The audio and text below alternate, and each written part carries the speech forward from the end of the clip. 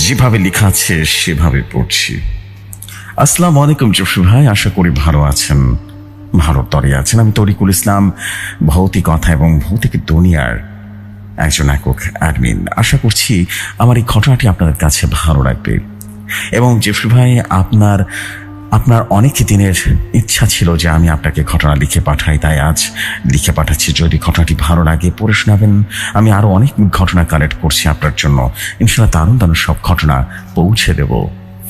আজকের ঘটনার নাম দিবেন ইমানদার জিন। শুরু করছি ঘটনা। আমি তখন গাজীপুরে থাকি, কাশিমপুরের এক পুরনো এলাকা। বাবা মা গ্রামের বাড়িতেই থাকে, আমি এখানে একাই থাকতাম। একটা ছোট্ট ভাড়া বাসায়, একতলা এক বাড়ি। বাড়ির মালিক থাকেন উল্টো দিকের ফ্ল্যাটে। জায়গাটা নিরিবিলি ছিল, একটু পুরনো ধাঁচের হলেও আমি মেনে নিয়েছিলাম। ঢাকা শহরের ছোট ঝামেলা থেকে অনেকটা দূরে। জীবনে তখনকার সময় মোটামুটি ভালোই ছিল। একটা মোবাইল সার্ভিসের দোকানে চাকরি করি, দিনে বেশ ভালোই কাজ থাকে। রাতে বাসায় ফিরে একটু টিভি দেখি, ইউটিউবে ইসলামিক ওয়াজ শুনে তারপর ঘুম। কিন্তু এক রাতে সব কিছুই কেমন যেন বদলে যায়। সন্ধ্যা থেকে অদ্ভুত এক অনুভূতি হচ্ছিল বুকের ভেতরে, কেমন যেন একটা চাপা চাপা ভাব ছিল। হালকা ঠান্ডা লাগছিল, অথচ শরীরে কোনো জ্বর নেই। রাতে আমি তাড়াতাড়ি করে খেয়ে ঘুমিয়ে পড়লাম। কিন্তু রাত 3:16 আমার ঘুমটা ভেঙে যায়। আমার মনে আছে ঘুমটা এমন ভাবে ভেঙেছিল যেন কেউ জোরে কানের কাছে ফিসফিস করে কিছু বলছে। চিত হয়ে শুয়েছিলাম।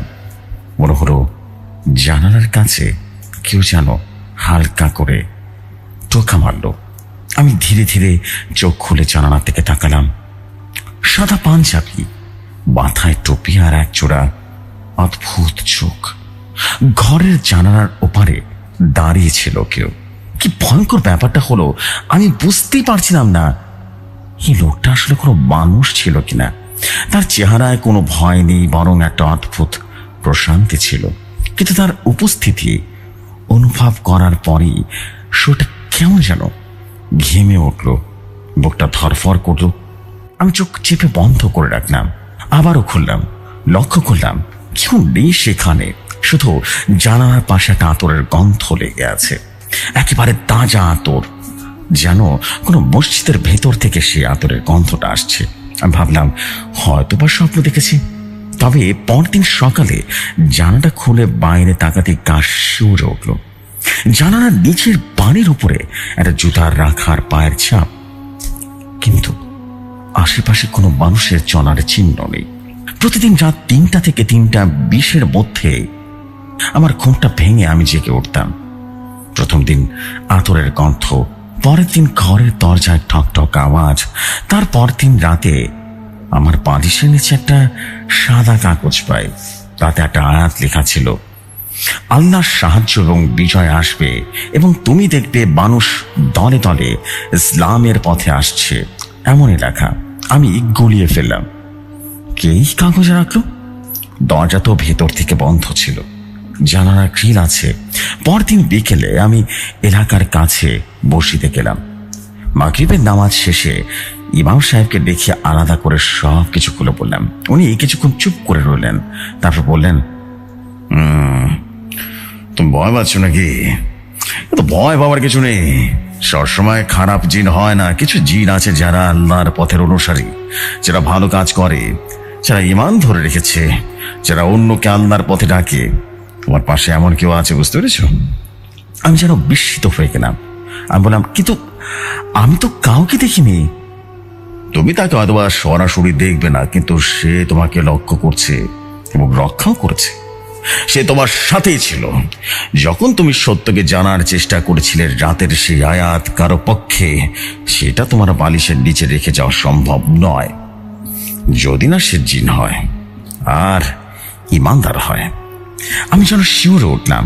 ইমাম সাহেব বললেন, তুমি নিয়মিত কোরআন পড়ো, নামাজ পড়ো, যতটা সম্ভব হালাল পথে থাকো, কেমন? সে তোমার ক্ষতি করতে পারবে না, বরং শয়তান থেকে তোমাকে রক্ষা করবে। এরপর থেকে আমি মনের সাহস নিয়ে চলতে লাগতাম। মনে হচ্ছিল অদৃশ্য কেউ আমার পাশে আছে। দোকানে একদিন এক ভাঙাচোরা মুখের লোক আসলো, মোবাইল সারাতে চায়, কিন্তু কথা বলার ভঙ্গি, চোখের চাহনি সবকিছুই কেমন যেন অদ্ভুত লাগলো। সে বারবার আমার নাম জেনে নিতে চাচ্ছিল, বারবার বলছিল, তুমি রাকিব না? তোর বংশে কালো কাজ হয়েছিল। আমি রীতিমতো চমকে উঠলাম। লোকটা কোথা থেকে জানলো আমার দাদার নাম রকিবউদ্দিন? হ্যাঁ, কিন্তু আমি তো রাকিব না, আমি তো অন্য নাম বলেছিলাম। লোকটা হাসতে হাসতে চলে গেল। সেই রাতে আমার ঘরে ঘটে গেল এক ভয়ঙ্কর ঘটনা। ঘুম ভেঙে দেখি ঘরের বাইরে কে যেন কাঁপা কাঁপা গলায় কোরআনের আয়াত পড়ছে, কিন্তু উচ্চারণটা বিকৃত, ভয় জাগানো। আমি দরজার কাছে গিয়ে কান পাতলাম। শুনতে পেলাম সেই লোকটায় বলছে, ওর ঈমান আছে বলে ভাবছিস ওকে ছেড়ে দেব? ভুল করছিস জামশেদ, ওর বংশে পাপ আছে বাপ। জামশেদ? কে জামশেদ? ঠিক তখনই ঘরের একটা কোণা থেকে আতরের ঘ্রাণের সাথে ভেসে এলো একটা গর্জন। আল্লাহর নাম নিয়ে তোরা পিছিয়ে যা, এই জায়গায় শয়তানের আধিপত্য হবে না। সে আওয়াজ শুনে বাইরে থেকে হঠাৎ পায়ের শব্দ সরে গেল, যেন কেউ ছুটে পালিয়ে গেল। আমি দরজাটা খুলে বাইরে বের হলাম, কিন্তু কেউ নেই। শুধু চিপা দেয়ালের সাদা রঙের আঁকা এক আয়াত দেখলাম, যা আগে কখনো ছিল না। তোমার আল্লাহর সাহায্য চাও ধৈর্য আর নামাজের মাধ্যমে। ঘটনা কিন্তু এখানে শেষ হলে পারত, কিন্তু এটা ছিল ঘটনার সূত্রপাত। আমি তখনও জানতাম না আমার রক্তের ভেতরে ছিল বংশীয় অভিশাপ, আর তার বিরুদ্ধে লড়ার জন্য আমাকে বেছে নিয়েছে সে ইমানদার জিন জামশেদ। রাতটা ভীষণ ভারী ছিল। ঘটনার পরদিন সকালে উঠে দেখি দরজার নিচে দিয়ে ঢুকানো একটা পাতলা ধূসর কাগজ, যেন বাতাস এসে আটকে গেছে। আমি অবাক হয়ে কাগজটা তুললাম। তাতে শুধু একটা বাক্য লেখা, তুমি যাকে বন্ধু ভাবছ সেই তোমার রক্ত চাইবে। লিখার নিচে কোনো নাম নেই, শুধু একটা পুরনো তামার মতো চিহ্ন, দুইটা সাপের মুখ একসাথে বাঁধা, আর মাঝখানে আগুনের রেখা। এই চিহ্নটা আমি আগে কোথাও দেখেছি, কিন্তু ঠিক মনে করতে পারছি না। সেদিন রাতে আমি আবারও সেই আতরের গন্ধটা অনুভব করলাম। ঘর অন্ধকার, লাইট জ্বলছে না। ঘড়িতে তখন রাত 3:10। হঠাৎ ঘরের একটা কোণ থেকে শান্ত স্বরে কেউ বলে উঠল, ভয় পেও না, আমি জামশেদ, আমি ইমানদার, আল্লাহর ইচ্ছায় তোমার পাশে এসেছি আমি। আমি তখন ভয় ভয় জিজ্ঞেস করলাম, তুমি মানুষ না তাই তো? না, আমি জিন, কিন্তু আমি সেজদার সাথী নই। আমি সেই গোত্রের যারা হাজার হাজার বছর ধরে মসজিদের ছায়ায় ইবাদত করে আল্লাহর। আমাকে পাঠানো হয়েছে তোমার পূর্বপুরুষদের ভুল ঢাকতে, কারণ তারা এক ভয়ঙ্কর কুফরি শক্তিকে জীবন্ত পুঁতে রেখেছে। সেই শক্তি এখন ফিরে আসতে চায়, সময় ঘনিয়ে এসেছে, তাই তো আমি তোমার কাছে চলে এসেছি। আমি যেন হতভম্ব হয়ে গেলাম। আমি বললাম, তুমি বলতে চাও আমার দাদারা কুফরি কালাম করেছিল? জামশেদ জবাব দিল, তোমার দাদার দাদা মাওলানা করিম বক্স, তিনি ছিলেন একজন হাফেজ ও ইসলামী আলেম, কিন্তু তার ভাই শেখ রফিকুল গোপনে এক কালো জাদুকরের শিষ্যতা নেয়। সে জাদুকর মারাম তান্ত্রিক। তিনি ছিলেন অভিশপ্ত আত্মা, যে তার আত্মাকে বিক্রি করেছিল শয়তানের কাছে। তাকে শেষমেশ জীবন্ত কবর দেওয়া হয় তোমার পূর্বপুরুষের হাতে, কারণ সে গ্রামের শিশুদের বলি দিত। কথাটা শুনে আমার যেন মাথা ঘুরে উঠল। তাহলে এখন সে ফিরে এসেছে? না, সে নিজে ফিরতে পারবে না, কিন্তু তার অভিশাপ আর চুক্তি এখন বাস্তবায়িত হচ্ছে। সে অভিশপ্ত রক্তের উত্তরসূরি হিসেবে এখন তোর আত্মা রক্ত দাবি করা হচ্ছে। আমার যেন দম বন্ধ হয়ে গেল। পরের দিন অফিসে গিয়ে দেখি আসিফ আসেনি, অথচ সে অনেক সিরিয়াস টাইপের ছেলে, কখনো ছুটি নেয় না। তবে অবাক করে কাণ্ড হলো, 1 ঘন্টা পর সে হঠাৎ এসে হাজির। ওটা কেমন যেন পাথরের মতো, মুখের ডান পাশটা ফুলে উঠেছে। আমি প্রশ্ন করলাম, কি হয়েছে? সে কোনো উত্তর দিল না, শুধু ফিসফিস করে বলল, বাহারাম, আমার রক্তটাকে তুমি বাঁচাতে পারবে না। আমি তৎক্ষণাৎ বুঝে গেলাম আসিফ আসলে বাহারাম তান্ত্রিকের কোনো উত্তরসূরি। সেই রাতে জামশেদ আবারও আসলো। সে বলল, তোর চারপাশ ঘিরে আছে 3টা শয়তান, তোর পেছনে লেগে আছে ঘরের জানালা থেকে, একটা ঘুমে ঢুকেছে, তৃতীয়টি তোমার অফিস সহকারীর শরীরে দখল করেছে। আমি জিজ্ঞেস করলাম, তুমি কি আসিফের কথা বলছো? জামশেদ জিন তখন বলল, হ্যাঁ, সে মানুষ এবং জিনের মধ্যবর্তী এক অস্তিত্বে পৌঁছে গেছে। তার শরীরে বাহারাম আত্মার আধারে পরিণত হয়েছে। এখন তার লক্ষ্য শুধু তোমার ঈমান ধ্বংস করা, যেন বাহারামের কুফরির চুক্তি সম্পন্ন হয়। পরদিন রাতে আমি একটা ভয়ঙ্কর স্বপ্ন দেখি।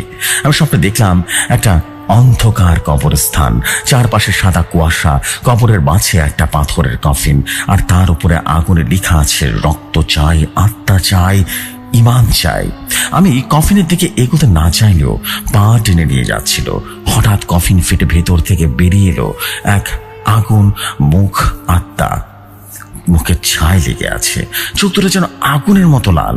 সে গর্জন করে বলল, তুই আমার উত্তরসূরি, উত্তরসূরি তুই আমার, তোর রক্ত আমার। হঠাৎ আমার পেছনে দাঁড়িয়ে গেল জামশেদ। কোরআনের আয়াত পড়ে চিৎকার করলো আর বলল, আউযু বিল্লাহি মিনাশ শাইতানির রাজিম। আগুনের সেই পিশাচ আমার দিকে রীতিমতো ছুটে এলো, কিন্তু জামশেদের ডান হাত থেকে একটা উজ্জ্বল সবুজ আলোর ঢেউ ছিটকে গিয়ে সে পিশাচকে দূরে ঠেলে দিল। ঘুম ভেঙে দেখি আমি যেন কাঁদছি, গায়ে ঘাম, বুক ধরফর করছে। কিন্তু সবচেয়ে ভয়ঙ্কর বিষয় ছিল, ঘরের দেয়ালে সে আগুনের লেখা বাক্যটা দেখা যাচ্ছে, যে আমি স্বপ্নে দেখেছিলাম। এইটা কিভাবে সম্ভব? পরদিন সন্ধ্যায় আমার পাড়ার এক ছেলে রনি, যে প্রায় আমার বাসায় আসে, হঠাৎ করে সে এসে বলল, ভাই, তুমি একদিন না হয় নামাজ পড়েই ফেললে, তাই বলে এত ধর্মের ধরে থাকার কি দরকার বলো তো? এই জামশেদের মতো জিন তোমার কোনো উপকার করতে পারবে না। আমি রীতিমতো আঁতকে উঠি। আমি তো তাকে জামশেদের নামটা বলিনি, তাহলে সে জানলো কিভাবে? সে কি? রনি কি আসলে অন্য কিছু? আমি বললাম, তুমি জামশেদের নাম জানলে কি করে? সেটা ভয়ঙ্কর হাসি দিল আর বলল, আমি শুধু জানি না, আমি জানাতে এসেছি, তুমি যে এখন নজরে আছো তার।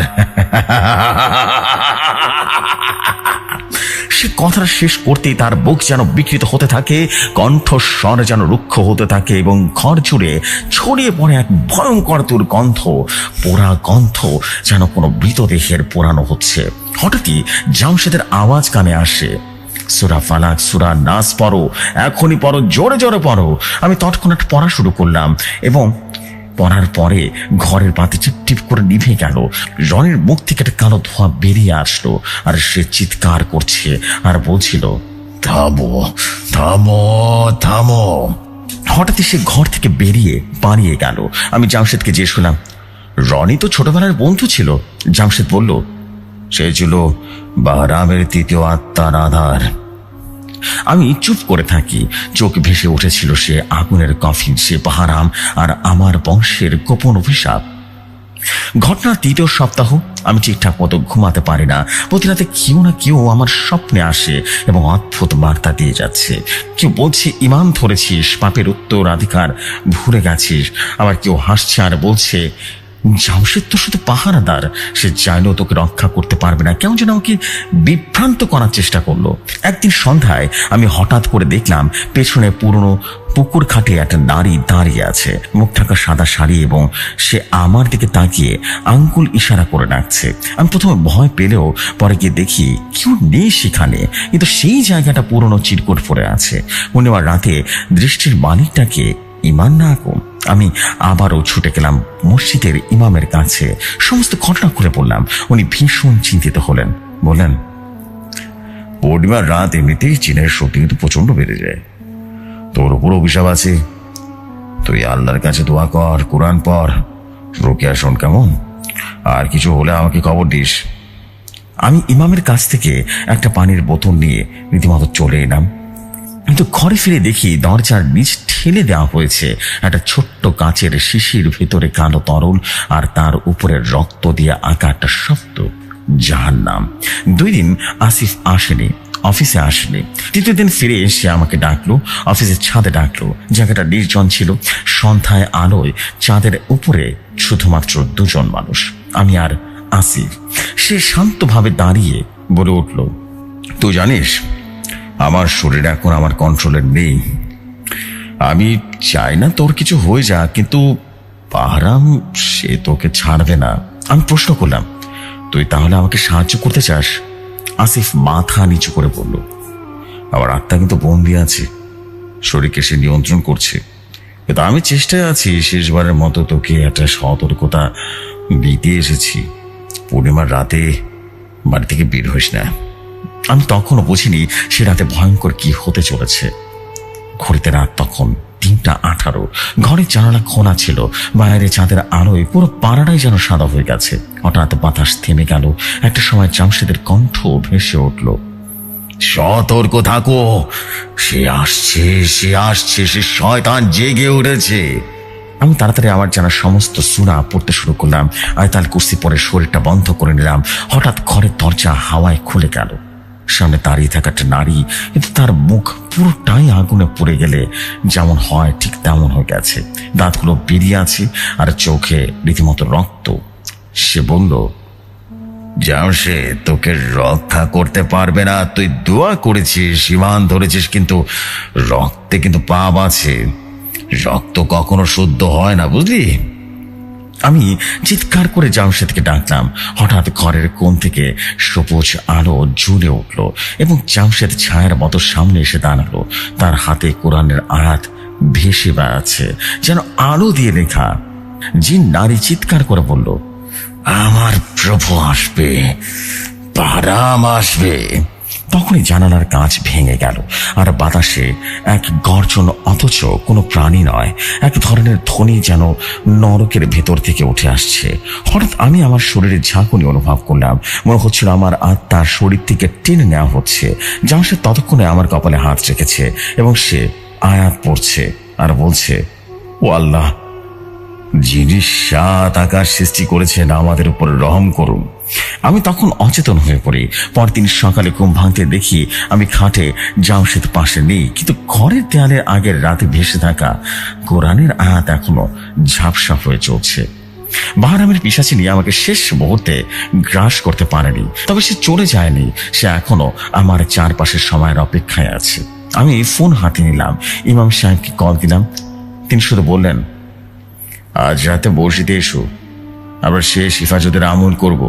জামশেদ তখনও ফিরেনি। আমি জানি সে কোথাও যাচ্ছে। সে হয়তোবা নিজের জগতে গিয়ে প্রস্তুতি নিচ্ছে, কিন্তু আমিও প্রস্তুত হচ্ছি, কারণ ঈমান এখন আমার অস্ত্র। বাহারাম আসবে, সে শয়তান আসবে পূর্ণ শক্তি নিয়ে আমাকে শেষ করতে। এবার হয় আমাকে মেরে ফেলবে, না হয়তো আমি জিতবো আমার ঈমানের শক্তি দিয়ে আর ঈমান তার জিনের মাধ্যমে। রাত তখন 10টা। আমি বসে আছি আমাদের এলাকার পুরনো মসজিদের একটা কোনায়। ইমাম সাহেব, মুয়াজ্জিন ভাই আর আমি 3 জন ছাড়া আর কেউ নেই সেখানে। মসজিদের ভেতরে শুধু মৃত আতরের গন্ধ, হালকা বাতাস আর জানালার কাছে চাঁদের আলো পড়েছে। ইমাম সাহেব বললেন, তোর উপরে এখনো বাহারামের ছায়া আছে, মনে রাখবি, জিনিস যতই ভয়ঙ্কর হোক, আল্লাহর কথা সর্বকিছুর ঊর্ধ্বে। তিনি আমার মাথায় হাত রেখে 3 বার আয়াতুল কুরসি পড়লেন। তারপর বললেন, আজ রাতের শেষ পরে যদি জামশেদ ফিরে আসে, বুঝে নিবি সে শেষ যুদ্ধের জন্য প্রস্তুত। আমি বাসায় ফিরে দরজা বন্ধ করে দোয়া পড়তে লাগলাম। ঘরের বাতি নিভিয়ে বসেছিলাম কোরআন হাতে নিয়ে। ঠিক তখন জানালার কাছে ধীরে ধীরে হিম হয়ে গেল। ভেতরে ঢুকে ঠান্ডা বাতাস, আতরের সেই পরিচিত গন্ধ, আর তার সঙ্গে গর্জনের মতো একটা কণ্ঠস্বর, আমি এসেছি শেষবারের মতো। ঘরের একটা কোণে ধীরে ধীরে জ্বলে উঠল সবুজ আভা, আর তার সামনে দাঁড়ালো জামশেদ। চোখে দারুণ এক দৃঢ়তা এবং মুখে গভীর এক প্রশান্তি। সে বলল, তুই আজ ঈমানের পরীক্ষায় জয়ী হলে শুধু তুই না, তোর তোর আগামী সাথে পুরুষ হয়ে কোনো জাদু কৌশল আর শয়তানের কাজ করতে পারবে না।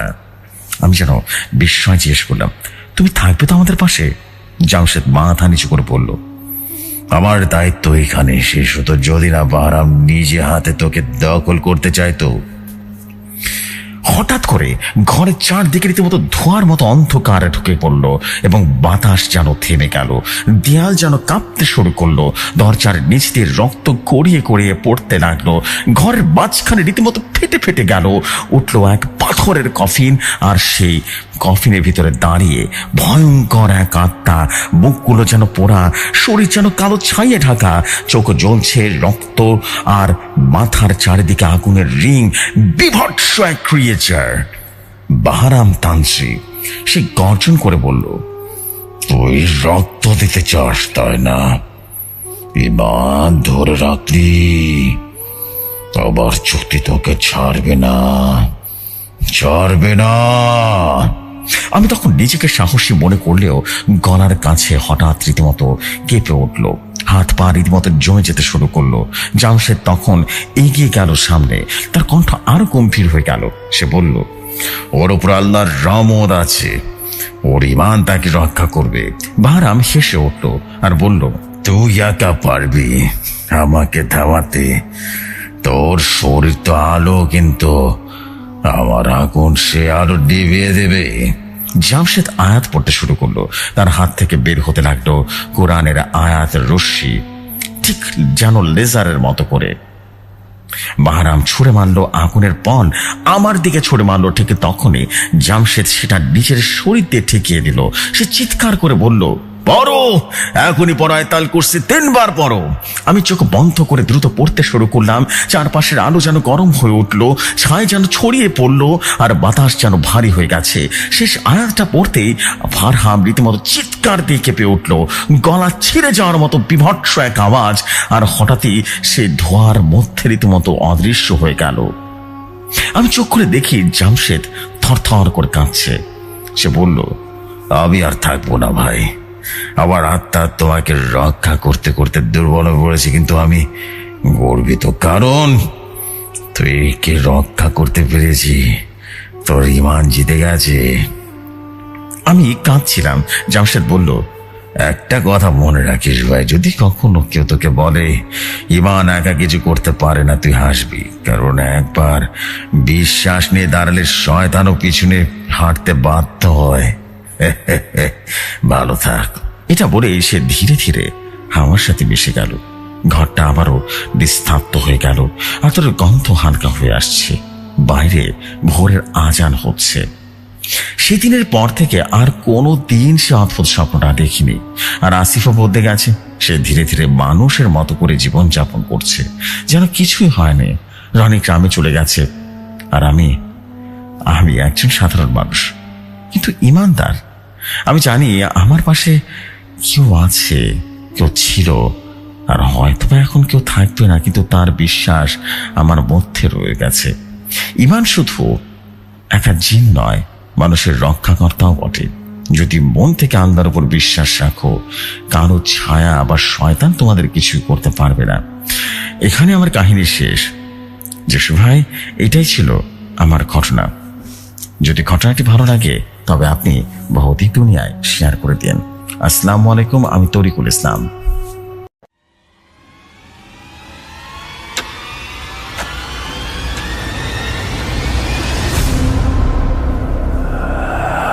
And this is it. Thank you very much. Thank you very, very much for this wonderful story of Iman Darjin.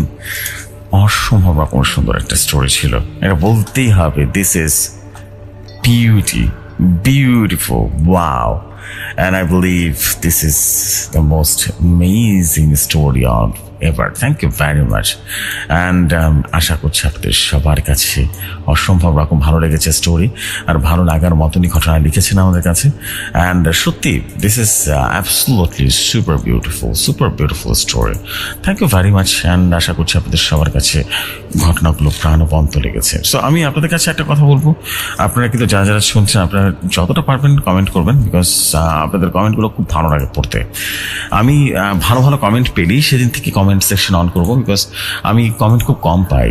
এটা আমার দরকার আপনাদের কাছ থেকে হিউজ পরিমাণ রেসপন্স, হিউজ পরিমাণ কমেন্টস, তাহলে অনেক সুন্দর লাগে। So this is the fact. আমি এখন যেটা করবো সেটা হচ্ছে আর দেরি করবো না, আমি চলে যাচ্ছি সরাসরি নেক্সট স্টোরিতে। আশা করছি আপনাদের নেক্সট স্টোরি অসম্ভব ভালো লাগবে। চলে যাই ঘটনায়।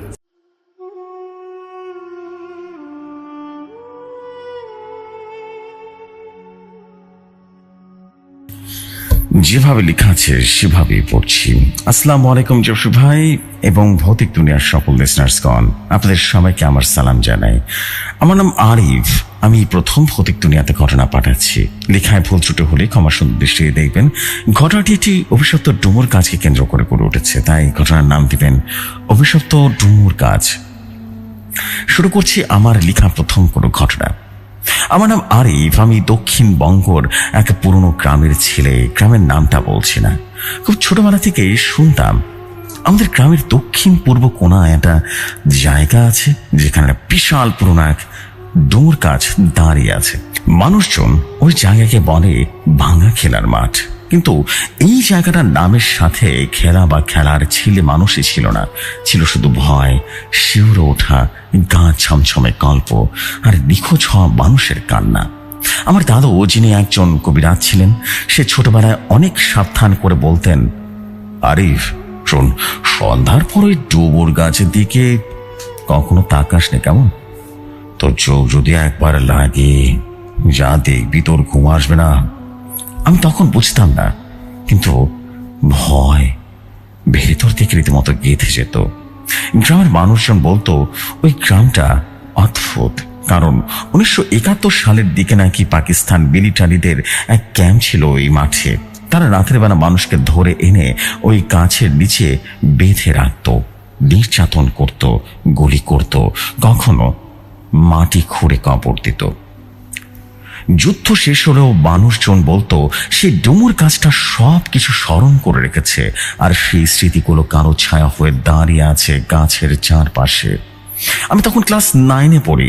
আমাদের স্কুলের বন্ধু রফিক, রানা, সবুজ, সজল আর আমি মিলে একদিন ঠিক করলাম আমরা এই অভিশপ্ত গাছটা দেখতে যাব। অবশ্যই দিনের বেলা। ওটা ছিল একটা গাছই তো, তাই না? কেমন অভিশাপ! সেদিন ছিল শুক্লপক্ষের দুপুর, ঝাঁঝার রোদ একেবারে। আমরা হেঁটে গেলাম সেই গাছের দিকে। পথটা অনেকটা নির্জন। ধান ক্ষেতের ভেতর দিয়ে তখনও মোবাইলের ক্যামেরা তেমন একটা আসেনি, তাই রফিক একটা ক্যামকর্ডার এনেছিল, চাচার পুরনো ভিডিও ক্যামেরা। যখন গাছটা একবার সামনে এলো, আমার বুকের ভেতরটা হঠাৎ করে কেমন যেন খচখচ করে উঠল। গাছটা দেখতে সাধারণ ডুমুর গাছের মতোই, কিন্তু যেন তার গাছপালাগুলো মানুষের হাতের মতো, এমনভাবে ছড়ানো যেন কেউ জড়িয়ে ধরবে। আশ্চর্যের বিষয়, সেখানে কোনো পাখি ছিল না, কোনো ছায়াও নড়ছিল না। নিস্তব্ধতা, এমনকি দূরের কাকের ডাকটাও যেন থেমে গিয়েছিল। আমরা দাঁড়িয়ে ক্যাম্প কর্ডারটা অন করলাম। সজল একটু মজা করে বলল, গাছ মামা ভয় পায় না রে, আমাদের দিকে হাত বাড়াস তো দেখি। আর তখনই গাছটা একটু কেঁপে উঠল। হ্যাঁ, আমি প্রথমে বিশ্বাস করিনি, কিন্তু ক্যামেরায় ধরা পড়লো গাছের একটা ডাল হঠাৎ করে খুব হালকা করে নড়ল। রফিক এসে বলল, ওরে বাবা, বাতাস হচ্ছে তো। কিন্তু আশেপাশে একটা গাছও যেন নড়ল না। হঠাৎ করে আমার মাথার পেছনে ঠান্ডা নিঃশ্বাস পড়ল। আমি চমকে তাকালাম, কেউ নেই সেখানে। আমি রীতিমতো বললাম, চল ভাই, আমার না জায়গাটা ভালো লাগছে না। কিন্তু আমরা যখন ঘুরে দাঁড়ালাম, তখন হঠাৎ করে পেছন থেকে কে যেন ফিস ফিস করে বলল, থামো। সে আওয়াজটা শুনে রীতিমতো রফিক হাতের ক্যাম্পোরারটা পড়ে গেল। আমরা সবাই একসাথে ছুটতে শুরু করলাম। গাছটা যেন আমাদের দিকে তাকিয়েছিল, অথচ গাছের চোখ হয় না, তাই না? সেদিনের ঘটনার পর আমরা 4 জন কেউই আর স্বাভাবিকভাবে ঘুমাতে পারিনি। শুধু একটা গাছ রেখে এলাম, তাও তো দিনে। তাহলে কেন মনে হচ্ছিল কারো ছায়া যেন আমাদের পেছনে পেছনে ফিরছে। সবচেয়ে বেশি বদলে গিয়েছিল রফিক। সেই রাতে রফিকের মা হন্তদন্ত হয়ে আমাদের বাড়িতে চলে আসে। আরিফ, রফিক কই? বাসা থেকে বের হয়েছিল সন্ধ্যার পর, এখন তো ফেরেনি। তোরা কি জানিস? হ্যাঁ। আমি রীতিমতো শুনে চমকে উঠি। রফিক তো বলেছিল সোজা বাড়ি যাবে। আমরা তিনজন, আমি, সজল আর আমার ভাই রানা, তাড়াতাড়ি রীতিমতো গেলাম ওর বাড়িতে। এ দেখি সত্যি রফিক নেই। সে ওই ক্যামেরাটা তার বাসায় এনে রেখেছিলাম, কিন্তু সে নিজেই নেই। আমার বুক ধরফর করতে লাগলো। রফিক কি আবারও গিয়েছিল সেই গাছটার কাছে? আমরা তিনজন বেড়ে গেলাম সেই গাছের দিকে। এবার রাতের অন্ধকার, ভয় ভয় লাগছিল, কিন্তু রফিকের কথা ভেবে বেশ সাহস করলাম। পথের ধারে একটা গরুর খামার, খামারের পাশে একটা পুরনো সুলগেজ, এবং ওখানে দেখা গেল রফিকের জুতা এক পাটি। সজল তাড়াতাড়ি করে মোবাইলের টর্চ জ্বালিয়ে দেখলো জুতার পাশে একরাশ শুকনো ডোমর পাতা ছড়িয়ে ছিটিয়ে আছে, আর ওদের জলের দাগ না, রক্তের দাগটা। রানা তখন প্রায় কাঁদছে, কেঁদে কেঁদে বসে গেল। আমি সজলের হাত ধরে এগিয়ে যাই এবং স্লাইডের পুরোটাই রীতিমতো অন্ধকার, কিন্তু তার নিচে একটা খোঁজ দেখা যাচ্ছিল, আর সেই খোঁজের ভেতরে হালকা কোন কোন আওয়াজ আসছিল, যেন কেউ ঘুমন্ত অবস্থায় কিছু একটা বলছে। সমারোহ। আমি জীবনে এত ঠান্ডা আওয়াজ শুনিনি। বন্ধ, অদ্ভুত আওয়াজ। ভর দুপুরে ঠান্ডা স্রোত বইতে থাকলো বুকের ভেতর দিয়ে। আমরা পালিয়ে এলাম। পরদিন সকালে পুলিশকে খবর দিলাম। রফিকের পরিবার মাইকিং করলো, পুকুরের ডোবায় খোঁজা হলো, কিন্তু ওর কোনো খোঁজ মিলল না। শুধু সেই ডুমুর গাছের নিচে পাওয়া গেল একটা ভিডিও ক্যাসেট। ক্যাসেটটি স্থানীয় এক স্টুডিওতে আমরা চালালাম। ভয়ঙ্কর সেই ভিডিও দেখে আমাদের প্রাণ কেঁপে উঠলো। ভিডিওতে দেখা গেল আবারও সেই গাছের নিচে গেছে, এইবার একা। সে গাছের গায়ে হাত বুলিয়ে কিছুটা বলছে। সে বলছে, তুমি কি আমাকে কিছু দেখাতে চাও? তুমি কি সত্যি অভিশপ্ত? এতটুকু বলার পর ভিডিওটা বিকট শব্দ, কণ্ঠ শোনা যায়, আর সেই কণ্ঠ কোনো মানুষের নয়, যেন জিনের কণ্ঠ। তুই ডেকেছিস? আমি চলে এলাম। ক্যামেরা ঝাঁকি খায়, তারপর শুধু কুয়াশা, আর শেষে ঝিকি ঝিকি আলো। হঠাৎ করে ভিডিওটা কেটে যায়। সজল গলা শুকিয়ে গিয়ে বলল, এটা বানানো না, এটা মনে হচ্ছে সত্যি। আমরা বিপদে আছি। রানার বাড়িতে অদ্ভুত ঘটনা শুরু হয়ে যায়। রানার মা ঘুমের ঘরে চিৎকার করে ওঠেন আর বলেন, ওই গাছটা আমার দিকে তাকিয়ে আছে রে, ওই গাছটার ভিতরে আগুন জ্বলছে। রানার ছোট বোন তৃষা একদিন সকালে উঠে দেখে তার ডান পায়ের কোড়ালিতে 5 আঙুলের ছাপ, যেন কেউ রাতের বেলা এসে চেপে ধরেছিল। আর সবচেয়ে ভয়ঙ্কর ঘটনাটা ঘটলো রাত 1টার দিকে। রানার ঘরের দেয়ালে রক্ত নিয়ে লেখা, তোমাদের একজন গিয়েছিল, বাকিদেরও যেতে হবে। পরদিন সকালে রানা পাগলের মতো আচরণ করা শুরু করলো। নিজের মাকে চিনতে পারতো না। মুখের সাথে বলতে থাকে, ও আসছে, গাছের নিচে কবর, ওর চোখে আগুন। পাগলের মতো কি যেন বলতো। আমাদের সবাইকে ডাকা হলো স্কুলের হেডমাস্টার রুমে। তিনি খুব শান্তভাবে বললেন, তোমরা হয়তো বা জানো না, এই গ্রামের সেই জায়গাটি না অনেক পুরনো ইতিহাস আছে।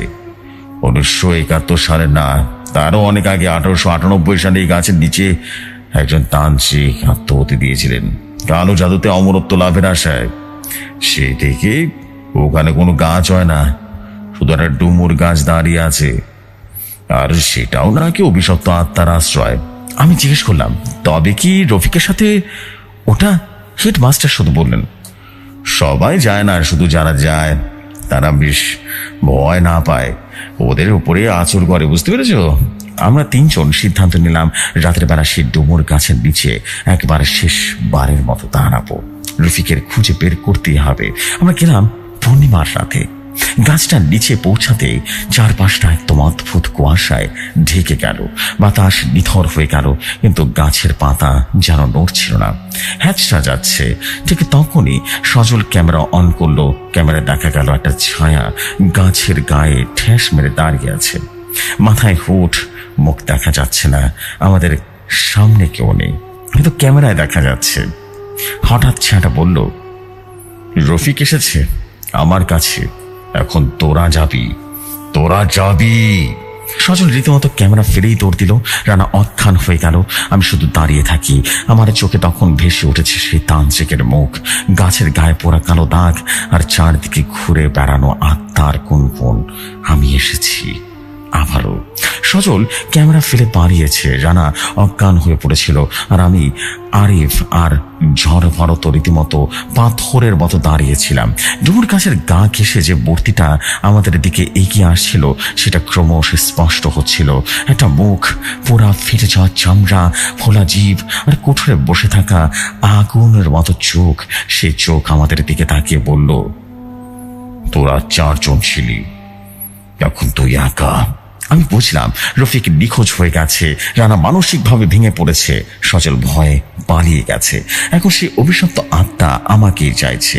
আমি ছুটতে পারিনি, পা যেন বাটির সঙ্গে আটকে গিয়েছিল। তখনই গাছের পেছন থেকে বেরিয়ে এলো এক কুৎসিত মুখের লোক, যেন চুল এলোমেলো ছিল, গায়ে ছেঁড়া কাপড়, চোখ ঘোলা। আর সে বলল, ভয় পেও না, আমি আব্দুর রহমান। আমি যেন থমকে গেলাম। আব্দুর রহমান? এই নামটা আমাদের গ্রামের পুরনো লোকজনই কেউ বলছিল। এই গাছের পাশে একটা কবিরাজ থাকতেন এক সময়, যিনি গাছকে অভিশপ্ত করে ছেড়ে দিয়েছিলেন। তিনি বললেন, এই গাছ শুধু একটা গাছ নয়, এটা হলো পুরনো বলিদানের কেন্দ্র। বহু বছর আগে এক তান্ত্রিক এখানে আগুনের আহুতি দিয়েছিল। উদ্দেশ্য ছিল কারো জাতদের শক্তি অর্জন করা, কিন্তু সে মারা গেল না, তার আত্মা ভেতরে বন্দী হয়ে গেল। প্রতি পূর্ণিমায় সে খোঁজে নতুন একটা মানুষ, যার উপর তার আধিপত্য বিস্তার করতে পারে।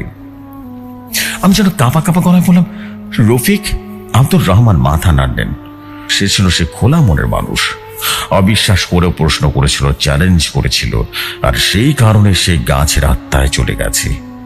এখন সে ওই শয়তান তান্ত্রিকের সাথে বন্দী হয়ে গেছে। আমি অবাক হয়ে প্রশ্ন করলাম, এটা কি থামানো যাবে না?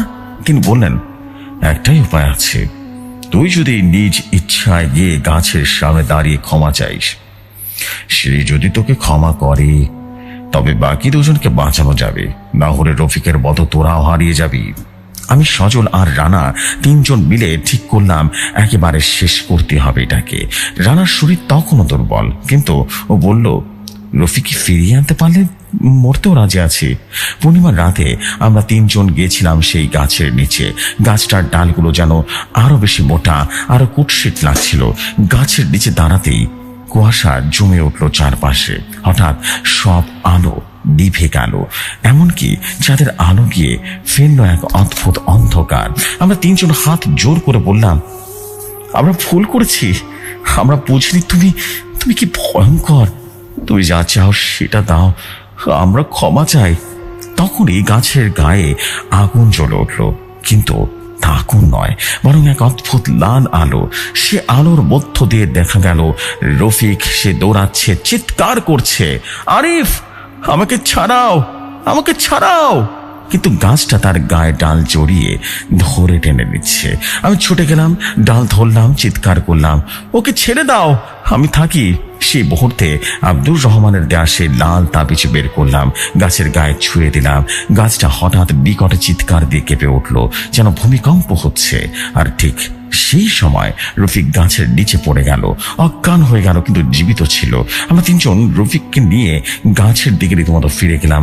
সবাই কেঁদে ফেললো ওকে দেখে। কিন্তু 1 মাস পর একদিন সন্ধ্যায় আমি আয়নায় দেখি আমার চোখের লালচে রেখা, আগুনের মতো রং, আর আমি রীতিমতো ভয়ে আব্দুর রহমানের বাড়িতে চলে গেলাম। কিন্তু সেই ঘর এখন ফাঁকা, দেয়ালে লেখা, তুই তো বলেছিস তুই থাকবি।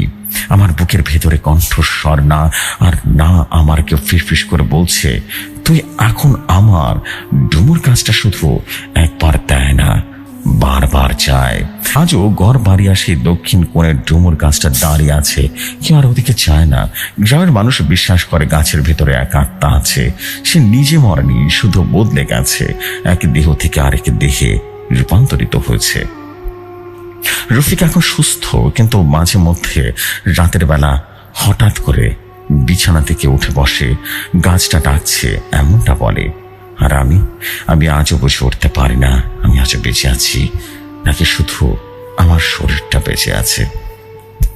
যে সময় এটা আমার লেখা ছিল প্রথম ঘটনা, ভৌতিক কথা, ভৌতিক দুনিয়ার জন্য। আশা করি ঘটনাটি ভালো লাগলে পড়ে শোনাবেন। আমার কাছে এরকম আরো ইন্টারেস্টিং স্টোরি আছে যেগুলো আমার নিজের লেখা। আগে বলে নিই, এই ঘটনাটি সম্পূর্ণ আমার নিজের লেখা, কাল্পনিক। আশা করি ঘটনাটি ভালো লাগলে পড়ে শোনাবেন। আসসালামু আলাইকুম। আমি আরেক বলছিলাম।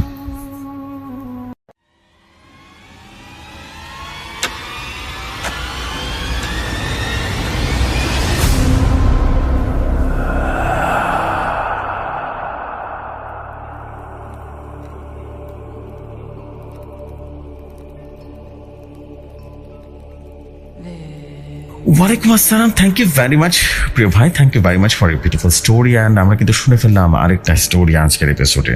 এই স্টোরিটা খুব অদ্ভুত ছিল এবং ক্রিটিক্যাল একটা স্টোরি ছিল, মানে ডিপ একটা স্টোরি ছিল। মানে বোঝা যাচ্ছিল না যে লাস্ট পর্যন্ত কোন দিকে যাবে ঘটনাটা। অ্যান্ড আলটিমেটলি ঘটনাটা ফিনিশিং পেলাম। খুব সুন্দর একটা স্টোরি ছিল। আলটিমেটলি বলবো যে খুব ভালো স্টোরি, এবং আপনাকে অনেক অনেক অভিবাদন ঘটনার জন্য। অ্যান্ড আই বিলিভ শুধুমাত্র আমার কাছে নয়, সবার কাছে ঘটনাটি বেশ ইউনিক লেগেছে। আপনি খুব সুন্দর করে লিখেছেন, স্টোরি টেলিংটা ভালো ছিল, সবকিছু মিলিয়ে বেশ ভালো একটা স্টোরি ছিল। আপনাকে অসংখ্য ধন্যবাদ। আমি এখন যেটা করবো সেটা হচ্ছে পরবর্তী ঘটনায় চলে যাব। আশা করছি পরবর্তী ঘটনা আপনাদের কাছে ভালো লাগবে। চলে যাই ঘটনায়।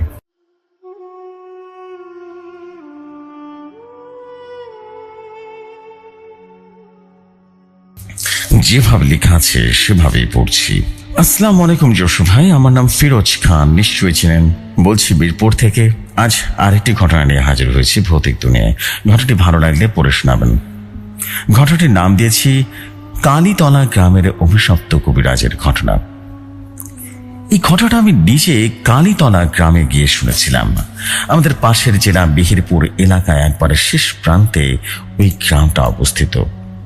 পাকা রাস্তা তো দূরের কথা, আজও পুরনো গ্রামের মতো মোবাইলের নেটওয়ার্ক পাওয়া যায় না, অথচ আশেপাশের সব জায়গাতেই 4G চলে।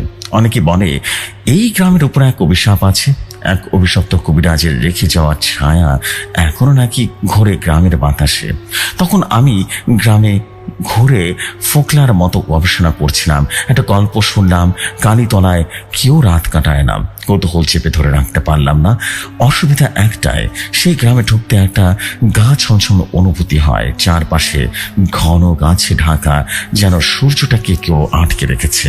গ্রামের মানুষ মুখে মুখে বলে কালীতলা শেষে সেই কাঁচা বাড়িটা পড়ে আছে, ওখানে একটা সময় বসন্ত কবিরাজ বসবাস করত। এখনো কেউ সন্ধ্যার পরে তার ঘরের সামনে গিয়ে গলায় ঠান্ডা হাওয়া যেন লেগে যায়, বুক ধক ধক করতে থাকে। আর কেউ একবার ঢুকলে আর ফিরে আসে না। আমি থেমে থাকিনি, গিয়ে উঠলাম পাশের গ্রামে।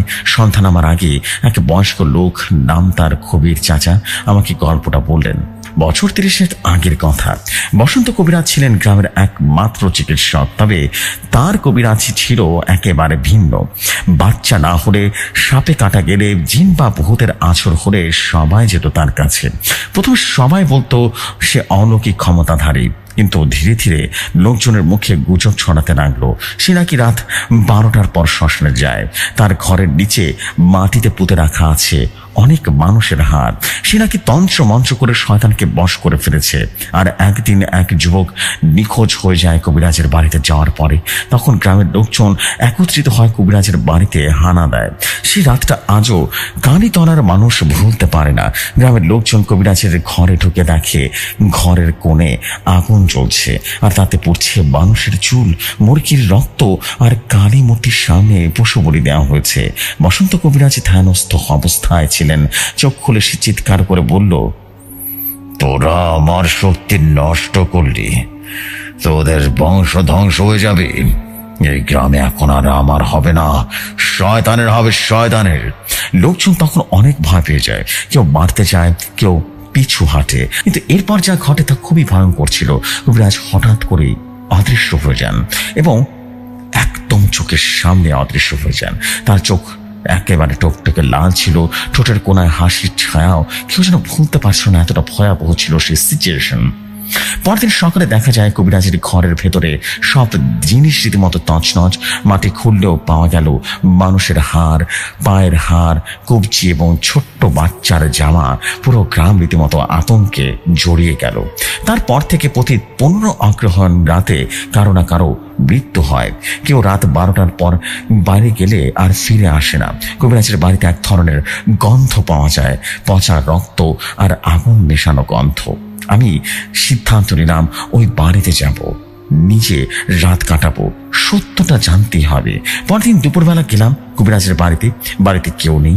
একটা পোড়া দালান, মাটি যেন ধক ধক করে তাপ ছড়াচ্ছে। এক পাশে একটা গর্ত ছিল, মনে হলো কেউ যেন ভেতরে খুঁড়ে কিছুটা বের করতে চাইছে। আমি ক্যামেরাটা সেট করলাম, ভয় পেতে চাইনি। সন্ধ্যা নামার আগে ঢুকলাম ভেতরে। জানি না তখন কেন যেন মনে হচ্ছিল কেউ আমার পাশে হাঁটছে। কান পাততেই একটা শব্দ শোনা গেল, বসন্ত আবারও আসবে। বসন্ত কবিরাজ কালীতলা গ্রামের এক ভয়ঙ্কর কালো জাদুকর, যার ঘরে মাটি খুঁড়ে পাওয়া গেছে মানুষের হাড় গোড়ার শিশুর জামা। পচা রক্তের গন্ধে ছাওয়া এক পোড়া বাড়ির সামনে আজও কেউ দাঁড়ায় না। আমার কৌতূহল আমাকে টেনে নিয়েছিল সেই বাড়িতে। আমি ক্যামেরা, টর্চ আর তাঁবু নিয়ে ঢুকলাম বিকেলের আগে। আর তখন থেকে আমার মনে হতে লাগলো আমি আর একা নই, কেউ পাশে হাঁটছে আমার। সন্ধ্যা নামতে ভেতরটা কেমন যেন ঠান্ডা হতে লাগলো, যেন অদৃশ্য কোনো কুয়াশা ঢুকে পড়েছে ঘরের ভেতরে। মেঝেতে পাতা চাটাইয়ের উপরে বসে টর্চ জ্বালিয়ে চারপাশটা দেখতে লাগলাম। ঘরের এক পাশে এক পুরনো কাঠের দুলুনি, সেই নিজের থেকে রীতিমতো দুলছিল, ধীরে ধীরে দুলছিল, যেন কেউ সেখানে বসে আছে। একটা সময় আমি চোখ বন্ধ করতে ভেতর থেকে এক নিঃশব্দ গুঞ্জন ভেসে এলো, এমন শব্দ যা একবার শোনার পর আর কারো মনে থাকে না। তোরা ডাকছিস? আমি ফিরে এসেছি। আমি চোখ খুলতেই দেখতে পেলাম কাঠের জানালার ফাঁক দিয়ে কি যেন উকি দিচ্ছে। চোখ দুটো লালচে হয়ে গেছে, ঠিক যেন পুড়ে যাওয়া কাঠের আগুনের ছাই। আর সেই চেহারা, মুখের অর্ধেক দাড়ি, কপালে ত্রিশূলের মতো দাগ। রাত 12:13 ঘরের ভিতরে বাতাসে ঘূর্ণিঝড় তৈরি হলো। আমার ক্যামেরা নিজে থেকে বন্ধ হয়ে গেল, মোবাইল পুরো ডেড হয়ে গেল, টর্চের আলো এক মুহূর্তে নিভে গেল।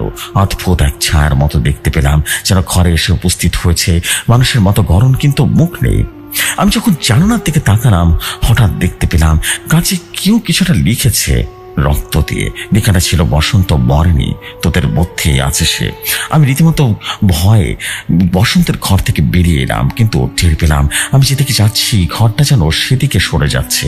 মানে আমি যেন এক প্রকার আটকে যাচ্ছি।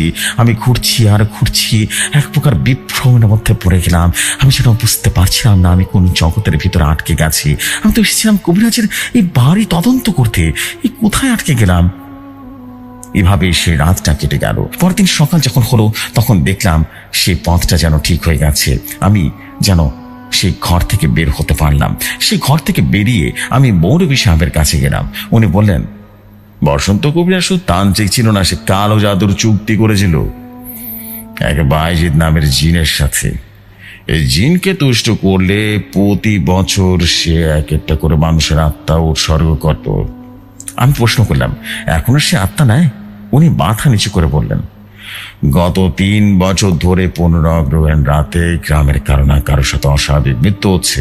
আমি বুঝলাম এটা থামাতে না পারলে আরো অনেক প্রাণ যাবে। আমি বাজারে এক পাগলকে দেখি, গায়ের কাপড় ছেঁড়া, মুখে কাদা, কিন্তু তার চোখে রীতিমতো তীব্র আগুন। সে আমাকে বলল, তুই খুঁজছিস? কবিরাজ মরেনি, সে এখন মাহিন নাম নিয়ে ঘুরছে তোদের মাঝে। সে আবারও শয়তানের নাম নিচ্ছে ফের পূর্ণিমায়, আর এবার কোরবানি চাইবে এক বাচ্চার। আমি রীতিমতো থমকে গেলাম। আর আমার নাম তো মাহিন কিভাবে জানলো? আমি ভয় আর কৌতূহল একসাথে রীতিমতো পড়ে গেলাম। বসন্ত কবিরাজের পোড়া ঘরের নিচে মাটি খুঁড়েতে গিয়ে পেলাম আমি আবারও চলে গেলাম সে বসন্ত কবিরাজের বাড়িতে, এবং সেখানে গিয়ে ঘরের নিচে মাটি খুঁড়তে গিয়ে রীতিমতো পেলাম একটা পুরনো রক্ত মাখা খাতা। আর তার পাতাগুলো ছিল কয়েকটা কালো মন্ত্র, পূর্ণিমার রাতের চক্র, জিন বাইজিদকে ডাকার পদ্ধতি আর তালিকা। সেখানে কয়েকটা নাম লেখা। আমার চোখ ছানা বড় হয়ে গেল। তালিকার শেষ নাম মাহিন আহমেদ। আমার নাম। ঘটনা গভীরে যেতে যেতে আমি বুঝলাম এই অভিশাপ কোনো এক ব্যক্তির উপরে নয়, এটা রক্তের মধ্য দিয়ে রীতিমতো চলে যায়। বসন্ত কবিরাজ আসলে আমার দাদুর মামা ছিলেন। ছোটবেলায় দাদু সবসময় কবিরাজি বা তন্ত্রমন্ত্র থেকে আমাকে দূরে রাখতে চাইতো। আমার রক্তে আছে সে বংশের ছাপ, আর এখন সে কালো ছায়া, সে বাইজিদ আমাকে খুঁজে নিচ্ছে তার পরবর্তী বাহক হিসেবে। আমি কালীতলা গ্রামের অভিশপ্ত বসন্ত কবিরাজের পোড়া বাড়িকে এক রাতে কাটিয়ে এলাম। সেখানে চোখ পড়েছিল এক অদ্ভুত ছায়া, রক্ত বাঁকা কাঁচের লেখা হুমকি, আর কবিরাজের পুরো খাতায় লেখা ছিল আমার নাম Mahin Ahmed.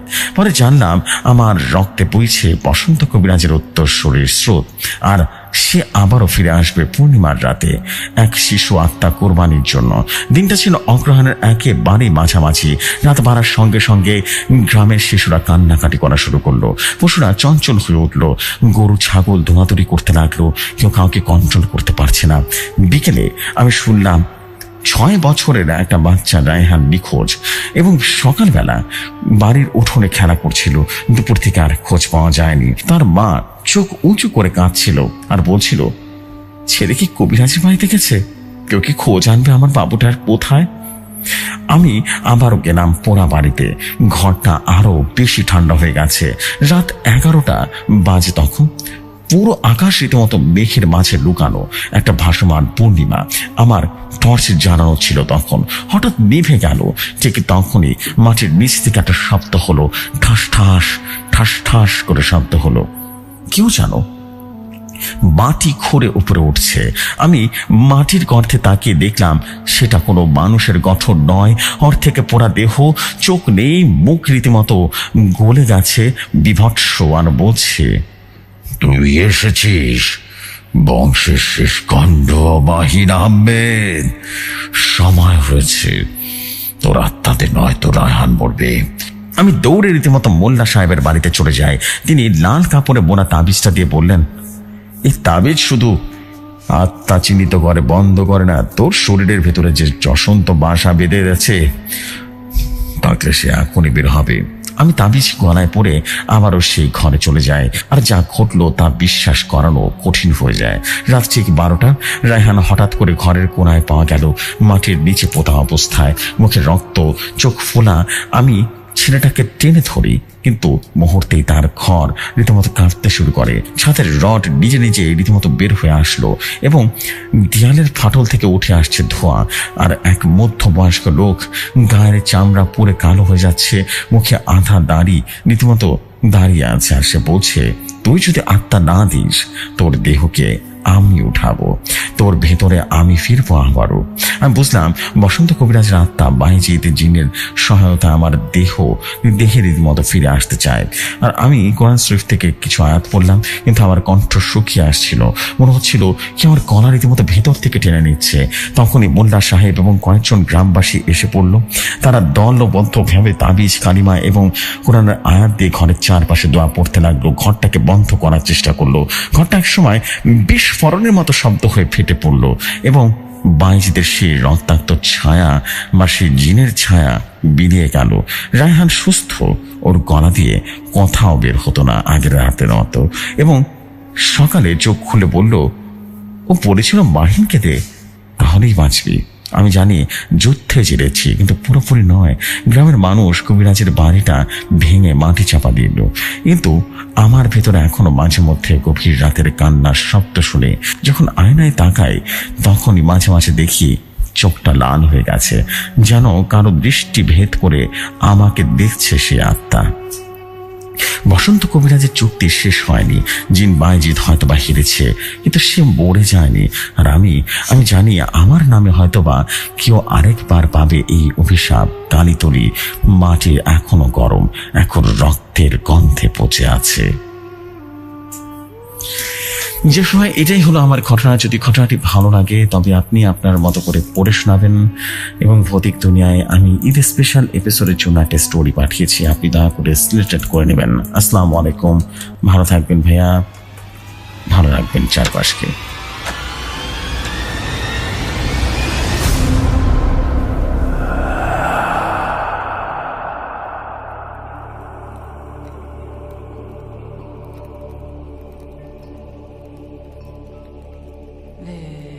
And this is it. Thank you very much for your beautiful story. What a beautiful story. Wow. Interesting ছিল অভিশপ্ত এক কবিরাজের ঘটনা খুবই ইন্টারেস্টিং ছিল অ্যান্ড আই বিলিভ সবার কাছে বেশ সুন্দর লেগেছে স্টোরিটা বিকজ মানে আই বিলিভ খুব সুন্দর একটা স্টোরির একটা এন্ডিংও খুব সুন্দর ছিল wow thank you very very much and আশা করছি শুধু আমার কাছে নয় সবার কাছে ঘটনা ভালো লেগেছে আপনারা কিন্তু কমেন্ট করবেন আপনাদের অনেক কমেন্ট দরকার সো এই হচ্ছে আজকের আয়োজন আজকে আর বড় করছি না এপিসোড আজকে এখানেই চলে যাবো ইনশাল্লাহ আপনাদের সাথে আমার কথা হবে ডেফিনেটলি অ্যান্ড মারাত্মক সুন্দরভাবে কথা হবে অনেক কথা হবে ইনশাল্লাহ ততক্ষণ সবাই ভালো থাকুন সুস্থ থাকুন আসসালামু আলাইকুম শুভরাত্রি সবাইকে